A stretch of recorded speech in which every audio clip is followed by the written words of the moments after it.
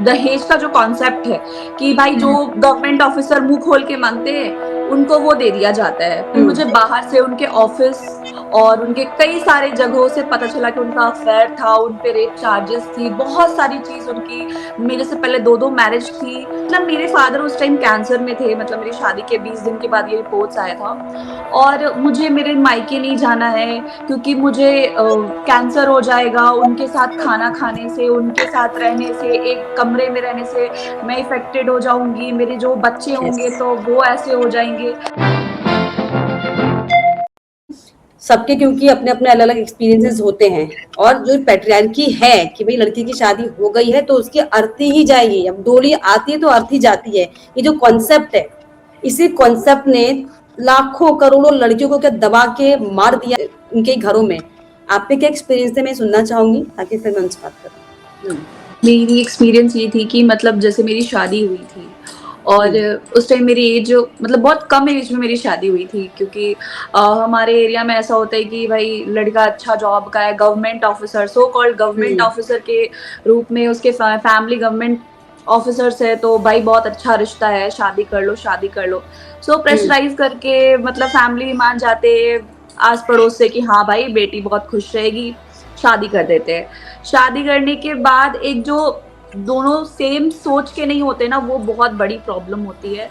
Second कि उसकी जो फैमिली होते हैं, वो बहुत पुराने ख़्यालात के होते हैं और हम जो ब 22-23 के जब कॉलेज हमारा ख़त्म होता है, तो हमारा ऐसा होता है हुँ, यार अभी हमने पढ़ाई स्टार्ट की थी, अभी तो हमें ये करना था, हमें लाइफ़ में ये चाहिए था, हमें हुँ, मतलब एट लीस्ट आप हमें सुनो तो, बात तो करो।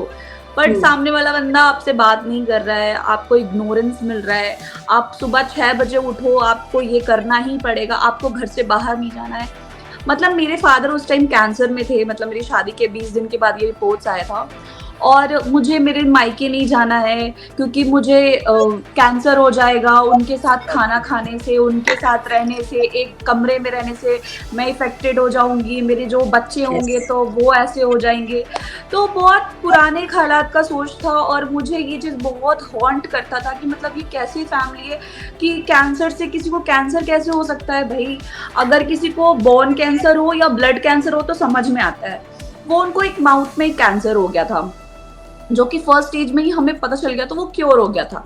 फिर ओके। फर्स्ट स्टार्टेड यही चीज़ था कि आपको अपने मायके नहीं जाना है बिकॉज़ आप इफ़ेक्टेड हो जाओगे।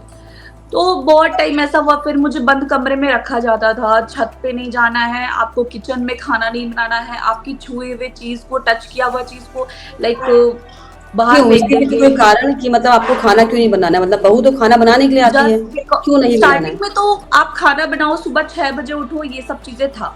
जब हुँ, उन्हें पता चला कि मेरे फादर कैंसर में थे, ये सब चीज़ें ओके। उनको पता चली, तो उनको ऐसा होता था कि वो इफ़ेक्टेड हो जाएँगे। खा रहे हो साथ में, तो वो तो उनको ये चीज़ें कैंसर हो बहुत ज़्यादा जाएगा। रोज़ होने लगी। इसके बाद हाँ, तो उसके हाँ, बाद उन्होंने मेरे को रूम में बंद करना वगैरह शुरू किया, वो मेंटली टॉर्चर कि हम दोनों साथ में नहीं रह सकते तुम मुझे डाइवोर्स दे दो, हम दोनों एक साथ नहीं रह सकते। हुँ, मेरे को कहीं घर से बाहर निकलने नहीं देना। फिर उसके बाद सडन ऑफ कि घर से बाहर निकाल के खुद ही लेके जाते थे, मेरी फ्रेंड्स के घर के बाहर मेरे को ड्रॉप करना, फिर मेरे हुँ, पीछे-पीछे लगना कि कहीं तो इसका कुछ चक्कर है, कुछ पता चल जाए तो मैं इसको गलत साबित कर दूँ। तो कहीं मुझे ईज़िली डाइवोर्स मिल जाए, मुझे कैरेक्टरलेस साबित करना। बहुत सारी चीज़ उन्होंने की but they are failed because मेरी ऐसी फैमिली थे, अगर मेरा कोई अफेयर होता या मेरा कोई बॉयफ्रेंड हुँ। होता, तो तो आप मेरी शादी शादी क्यों बहुत करती हो? ऑब्वियस सी ईज़िली बात है। लव हुँ, हाँ, लव मैरिज ईज़िली हो जाती। अगर नहीं था तो जस्ट बिकॉज़ अरेंज मैरिज हुई और बहुत ज़्यादा मेंटली टॉर्चर, रात भर सोने नहीं देना, आपकी कई सुबह वीडियोज़ भी आपने डाली थी कि आप आपके हस्बैंड किसी दूसरी लड़की के साथ और आप जो उन्हें हाँ, कैप्चर हाँ। करती थी, तो वो ऐसा तो कुछ जैसे एक्सटर्नल अफेयर का भी कुछ सीन था ऐसा कुछ? हाँ, हाँ, हाँ। जैसे मतलब स्टार्टिंग में तो ये था ना कि जैसे किसी को बाहर से खाना मिल रहा है, मतलब सामने वाले बंदे को बाहर वो चीज़ मिल रहा है जो उसको चाहिए, बट आप हुँ, अपनी बीवी को घर पे बंद रखे हो और उसको ऐसे शो कर रहे हो कि तुम हमारे लायक नहीं हो। सुबह 2 बजे उठाना, मुझे मैगी खाना है, फिर 6 बजे आपको सुबह सो के भी उठना, उसकी मम्मी के साथ आपको बैठ के खाना बनाना है। तो ऐसे वो लोग ना मेंटली टॉर्चर करते हैं। आप टाइम से एग्ज़ैक्टली। सोओगे नहीं, टाइम से खाओगे नहीं, तो आप कैसे सर्वाइव करोगे उस लाइफ में? हुँ, फिर सेकंड चीज़ ये हुआ कि जब मैंने इन सब चीज़ों पे काम करना स्टार्ट किया कि भाई ऐसा क्या है कि मतलब मेरे पापा ने अच्छा खासा उन्हें एक तो दहेज का जो कॉन्सेप्ट है कि भाई हुँ, जो गवर्नमेंट ऑफिसर मुँह खोल के माँगते हैं, उनको वो दे दिया जाता है कि भाई हम्म मेरी बेटी सिक्योर रहेगी। बट मेरे को ये लगता है कि मैं इस वीडियो में ये बोलना चाहती हूँ कि जो भी इस पेरेंट्स ये चीज देखिए, अपनी बेटी की शादी करवाना चाहते, जो हम्म भी बंदा अगर आपसे 1 रुपया भी अगर मांग ले कि हमें 1 लाख रुपया भी चाहिए, इस चीज के लिए चाहिए कि मैं आपकी बेटी को गोल्ड दूंगा, ये दूंगा, नहीं, नो, आप मेरी हम्म बेटी को कुछ मत दो। आप मेरी बेटी को कुछ भी मत दो। आपको शादी अच्छी करनी है एजुकेशन तो दे आप दो शादी बस। करो। बस आपको एग्जैक्टली। शादी करनी है तो आपको मेरी बेटी से शादी करनी है। कोई और पैसा आपकी नहीं, शादी कोई साक्षी प्रॉपर्टी कितने नहीं। कितने मंथ की शादी थी ये? मेरी शादी मैं 6 मंथ उनके साथ रही थी। उसके 6 बाद मुझे वो उस घर से निकाला गया था। मतलब हम्म फ्रॉड के साथ मेरी, मतलब मुझे घुमाने के बहाने घर से बाहर लेके गया। मैं भी थोड़ा खुश हो गई थी कि भाई सब कुछ ठीक हो जाएगा अब, पर हम्म ऐसा हुआ नहीं था। वो मुझे हम्म एक रेंट के घर पे ले जाके छोड़ दिए थे लॉक करके। और अच्छा। फिर उसके बाद मुझे पता चलता है कि मुझे अब यहीं रहना है। फिर मैंने सब चीज़ें वहाँ पे एक्सेप्ट की, फिर वो मुझे छोड़ के भाग गए थे। फिर मुझे हम्म बाहर से उनके ऑफ़िस और उनके कई सारे जगहों से पता चला कि उनका अफ़ेयर था, उन पे रेप चार्जेस थी, बहुत सारी चीज़ उनकी, मेरे से पहले 2-2 मैरिज थी। तो मैंने जब उनके सारे डॉक्यूमेंट्स निकाले कोर्ट में, तो कोर्ट का अरे सर्टिफ़ाइड बाप रे। कॉपी मिला।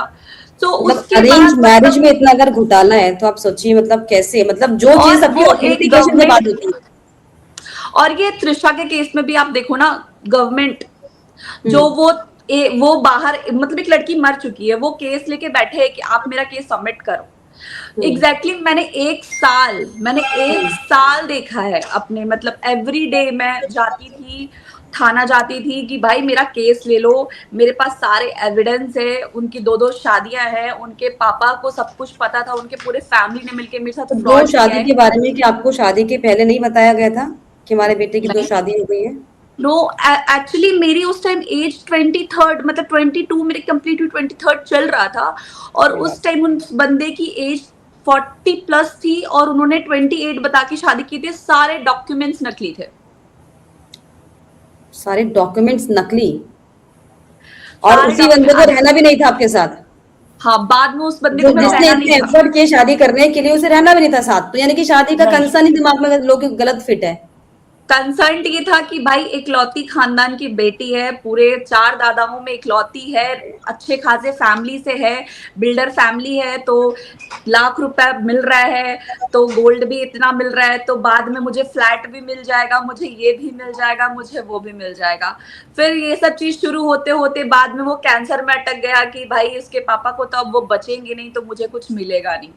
पर हम्म जब चीजें बाहर आई तो मेरे फैमिली ने बोला कि आप कोर्ट मैरिज करो, आप अपने हम्म मैरिज को कोर्ट में जाकर के वो करो। रजिस्टर्ड करो, ठीक है। हाँ, तो हाँ। उस चीज से वो बंदा पूरा घबरा गया, क्योंकि उसकी मेरे से पहले 2024 में हम्म मतलब नहीं, 2017 में और एक 2000 उसका 15 का केस था, जिसमें हम्म दोनों लड़कियों से उसने खुद ही लिविंग रिलेशनशिप में रहा, खुद ही कोर्ट मैरिज किया, मंदिर में शादी किया, और खुद ही उसके पेरेंट्स ने जाके डाइवोर्स कराया।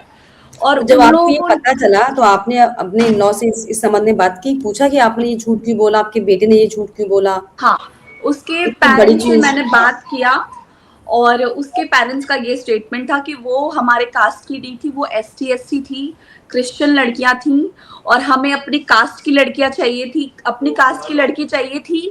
और सेकंड चीज की, कास्ट की भी चाहिए था, और उनका एक ये भी था ना कि हमें सोसाइटी में दिखाना था कि मेरा बेटा सही है, हम सही हैं, सबको कास्टिज्म। यही दिखाना है एक्चुअली। हाँ, सबको यही दिखाना है। और ये हम्म सिस्टम, जो मैं जब तृषा का केस देख रही थी ना, तो मेरे को, मैं अपने भाई को बोल रही हूँ, भाई जो जो चीजें हमने फेस की ना, कि केस करने के लिए एफर्ट्स कर रहे हैं, उसकी हम्म जो सास है जो बोल रही है किचन में वो नहीं करती थी, किचन में वो नहीं करती थी। मैंने तो अपने सोशल मीडिया पे, फेसबुक में सारे वीडियोस के क्लिप डाले थे कि किचन में कुछ भी नहीं होता था, वो लोग हम्म किचन में कैसे राशन छुपा के रखते थे, मुझे कैसे घर पे बंद रखते थे। बिकॉज मुझे ऐसा लगता था कि जब मेरा डाइवोर्स हो रहा है तो सोसाइटी को पता चलना चाहिए कि गलती किसकी है, मेरी गलती एग्जैक्टली। नहीं है। सो मोस्ट मैं इस इम्पोर्टेंट चीज थिंग। को नहीं एक्सेप्ट करूंगी। जिस हम्म बंदे की गलती है, सोसाइटी में उसे शेम फील होना चाहिए। बिल्कुल बिल्कुल, ये बहुत अच्छी बात है कि आपने इतनी हिम्मत करी। और इस दौर से निकलना, मतलब हालांकि जो जो आपने चीजें देखी, मुझे लगता नहीं कि फिर उसके बाद आपको ब्रेक डाउन हुए होंगे, क्योंकि जो इस तरह की जिंदगी देख रहा हो उसके लिए तो बहुत आसान है कोप अप करना कि भाई मैं इस नरक से तो बाहर आई एटलीस्ट। क्या ऐसे ही महसूस मेरे हुआ? मतलब मैं इतनी ट्रॉमा में थी ना, मेरे को पैनिक अटैक्स आते थे। मैं अपने मॉम डैड के घर वापस, वो जो बैंड बाजा का जो आपने न्यूज़ देखा, उसके हाँ, बावजूद मैं घर आने के बाद मतलब मैं हँसती नहीं थी। वो जो मतलब फ़ेज़ मुझे होता है मेरे को एक्चुअली। बहुत ही गंदा फ़ेज़ था, मतलब आप किसी के दिमाग से खेल जाओ। अभी मेरी सेकंड मैरिज हुई है, फ़ैब में हुई है, और हुँ, हुँ, वो मैं अपने फ्रेंड से ही शादी हुई है, और काफ़ी अच्छी हुँ, फ्रेंडशिप थी हमारी। और बहुत बढ़िया। वो भी नोटिस करता है कि वो जो उसका पास्ट का ट्रॉमा है, या जो उसका पैनिक अटैक्स है, जो उसको हुँ, प्रॉब्लम्स है, वो आज भी वो मेरे साथ वो बंदा फेस करता है।